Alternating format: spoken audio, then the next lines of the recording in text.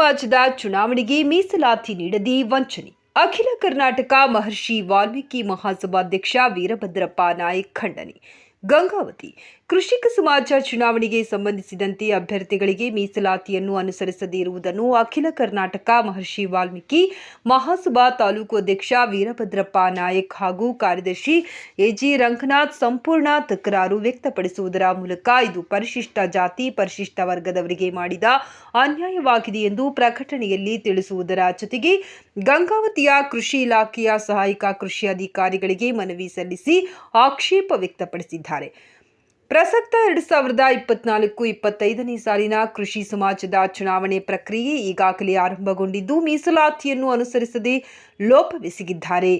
ಸಹಕಾರ ಸಂಘ, ಪ್ರಾಥಮಿಕ ಕೃಷಿ ಪತ್ತಿನ ಸಹಕಾರ ಸಂಘ, ಸಹಕಾರಿ ವಲಯ ಹಾಗೂ ಖಾಸಗಿ ಸಂಯೋಜಿತ ಇಲಾಖೆಗಳಲ್ಲಿ ಮೀಸಲಾತಿ ಅನುಗುಣವಾಗಿ ಚುನಾವಣೆ ನಡೆಯುತ್ತಿದ್ದು ಯಾವ ಕಾರಣಕ್ಕಾಗಿ ಕೃಷಿ ಸಮಾಜ ಚುನಾವಣೆಯಲ್ಲಿ ಮೀಸಲು ಪದ್ಧತಿಯನ್ನ ಕೈಬಿಟ್ಟಿದ್ದಾರೆ ಎಂಬುದರ ಕುರಿತು ಕೃಷಿ ಇಲಾಖೆ ಸ್ಪಷ್ಟಪಡಿಸಬೇಕು. ಜೊತೆಗೆ ಪ್ರಸಕ್ತ ಚುನಾವಣೆಯಲ್ಲಿ ಮೀಸಲು ಪ್ರಕಾರ ಚುನಾವಣೆ ನಡೆಸಬೇಕೆಂದು ಅಧಿಕಾರಿಗಳಿಗೆ ಒತ್ತಾಯಿಸಿದ್ದಾರೆ. ಜೊತೆಗೆ ಇದಕ್ಕೆ ಸಂಬಂಧಿಸಿದಂತೆ ಅಖಿಲ ಕರ್ನಾಟಕ ದಲಿತ ಪ್ಯಾಥರ್ ರಾಜ್ಯಾಧ್ಯಕ್ಷ ಕೆ ಅಂಬಣ್ಣ ಕೃಷಿ ಇಲಾಖೆಯ ಕೃಷಿ ಸಮಾಜದ ಚುನಾವಣೆಯ ನೀತಿಯನ್ನು ತೀವ್ರವಾಗಿ ಖಂಡಿಸಿ ಮೀಸಲಾತಿಯ ಅನುಗುಣವಾಗಿ ಚುನಾವಣೆ ನಡೆಸುವಂತೆ ಆಗ್ರಹಿಸಿದ್ದಾರೆ.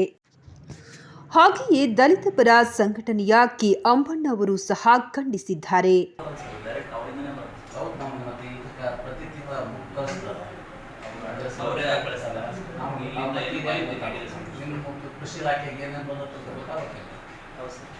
ಕೃಷಿ ಇಲಾಖೆಗೆ ಯಾವ ರೀತಿಗೆ ಏನನ್ನು ಕೊಟ್ಟಿರೋ ಅನ್ನೋದು ಗೊತ್ತಾಗುತ್ತೆ. ಇಲ್ಲೇನು ಕೊಟ್ಟಿರೋದು ಕೇಂದ್ರ ಕಚೇರಿಯ ಕೇಂದ್ರ ಸಂಘಗಳ ನೋಂದಣಿ ಕಾಯ್ದೆ 1960 ನಿಯಮ 61ರ ಪ್ರತಿ ನಿಯಮ ಪ್ರತಿ ಲೆಕ್ಕ ಪರಿಶೀಲನಾಧಿಕಾರಿ ಅಡಿಟ್ ಮಾಡಿದ ಕಾಪಿ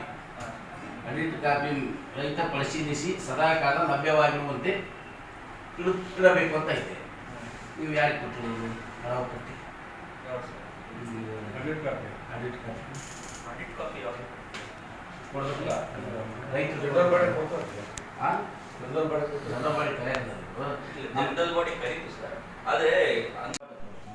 ಇನ್ ರೆಕಾರ್ಡ್ ಹೆಂಗ್ ಮಾತಾಡ್ತೀನಿ ಅವೆಲ್ಲರೂ ಮುಖ ಪರಿಚಯ ಇರೋರೆ ನಾವೇ ಮುಕ್ತ ಮಾತಾಡೋದಂತ ವಿಚಾರ.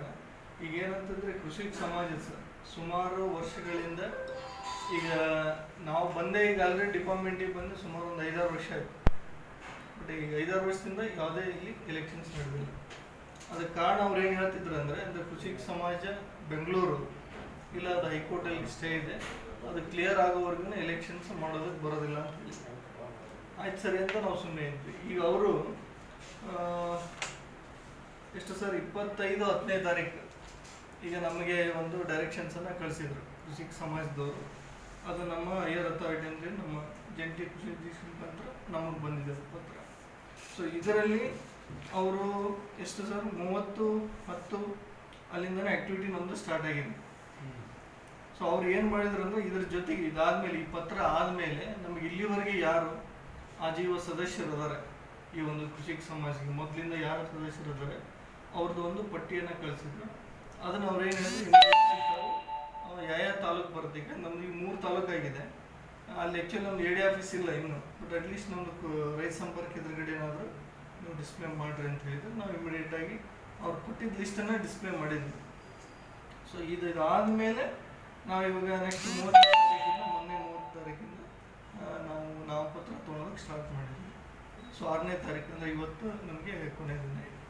ಸೊ ಮುಂದೆ ಇದಾದಮೇಲೆ ಏನು ಪ್ರೊಸೀಜರ್ಗೆ ನಾಮಪತ್ರ ಪರಿಷ್ಕರಣೆದಿರಲಿ ಅದರದ್ದು ವೆರಿಫೈ ಮಾಡೋದಿರಲಿ ಅದನ್ನು ಮಾಡಿ ಫೈನಲಾಗಿ 15ನೇ ತಾರೀಕು ಸೊ ನಾವು ಇದನ್ನ ಚುನಾವಣೆ ಮಾಡಬೇಕಂತ ನಮಗೆ ನೋಟಿಫಿಕೇಶನ್ ಇದೆ. ಏನು ಸರ್ ಈಗ ತಾವು ಹೇಳ್ದಂಗೆ ಒಂದೆರಡು ಅಬ್ಜೆಕ್ಷನ್ಸನ್ನು ಪ್ರಮುಖವಾಗಿ ತಾವು ರೈಸ್ ಮಾಡಿದ್ರಿ. ಸೊ ಅದರಲ್ಲಿ ಪ್ರಮುಖವಾಗಿ ಮೀಸಲಾತಿದೆ. ಸೊ ನಾವು ಇದನ್ನು ಎಲೆಕ್ಷನ್ಸ್ ಪ್ರೊಸೀಜರ್ ಸ್ಟಾರ್ಟ್ ಆದ ತಕ್ಷಣವೇ ಒಂದು ಅವರು VC ಮಾಡಿದಾಗ ನಾವು ಫಸ್ಟ್ ಅದನ್ನ ರೈಸ್ ಮಾಡಿದ್ವಿ. ಸುಮಾರು ತಾಲೂಕಿನವ್ರು ಅದನ್ನ ರೈಸ್ ಮಾಡಿದ್ರು. ಸೊ ವಿಡಿಯೋ ಕಾನ್ಫರೆನ್ಸ್ ಮಾಡಿದಾಗ ಸರ್ ಇದರಲ್ಲಿ ನೀವು ಬೈಲದಲ್ಲಿ ಎಲ್ಲಿ ಕೂಡ ಮೀಸಲಾತಿ ಬಗ್ಗೆ ಹೇಳಿಲ್ಲ, ಇದನ್ನು ನಾಳೆ ಅಲ್ಲಿ ಸದಸ್ಯರಾಗಲಿ ಅಥವಾ ಹೊರಗಡೆ ಸಾರ್ವಜನಿಕರಲ್ಲಿ ಪ್ರಶ್ನೆ ಮಾಡಿದಾಗ ನಾವು ಏನು ಹೇಳಬೇಕು ಅಂತೇಳಿ ಅವರು ಹೇಳಿರೋ ಪ್ರಕಾರ ಏನು ಸರ್ ಬೈಲಾದಲ್ಲಿ ಅದು ಇದುವರೆಗೂ ಮೆನ್ಷನ್ ಆಗಿಲ್ಲ. ಸೊ ಹಾಗಾಗಿ ಇಲ್ಲಿ ಮೀಸಲಾತಿನ ನಾವು ಘೋಷಣೆ ಮಾಡಿಲ್ಲ ಅಂತ ಅವರು ಹೇಳಿದರು. ಸೊ ಇದು ಒಂದು ವಾಸ್ತವ ಸ್ಥಿತಿ ಈ ಥರ ಇದೆ. ಈಗ ತಮ್ಮದು ವಿಚಾರಗಳು ಏನಿದೆ ತಾವು ಕೊಡಿ, ನಾವು ಇಮಿಡಿಯೇಟಾಗಿ ಇವತ್ತೇ ಅವ್ರು ಒಂದು ಮೇಲ್ ಅಡ್ರೆಸ್ ಕೊಟ್ಟಿದ್ದಾರೆ. ರೆಡಿ ಮಾಡೋದು ಒಳಗೆ 5 ಗಂಟೆ ಒಳಗೆ ಪ್ರೊಸೀಜರ್ 5 ಗಂಟೆವರೆಗೆ ಇದು ನಿಮ್ದು ಚುನಾವಣೆ 5 ಗಂಟೆವರೆಗೆ ಪ್ರೊಸೀಜರ್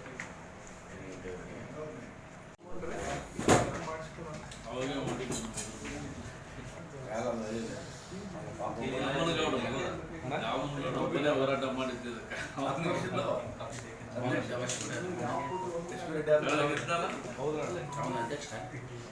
ಅಧ್ಯಕ್ಷ